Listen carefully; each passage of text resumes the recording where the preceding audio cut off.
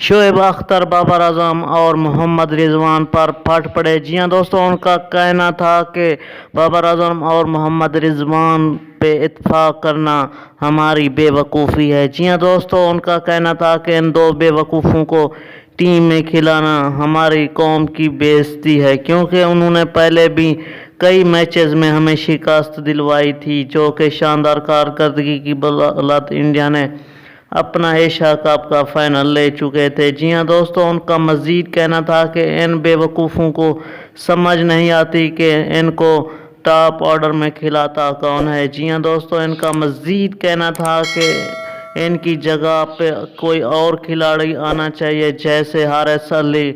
और हारिस अली के अलावा एक और बहुत बड़े खिलाड़ी हैं जिनका नाम मोहम्मद आमिर है, लेकिन उनको वर्ल्ड कप स्क्वाड में शामिल नहीं किया गया।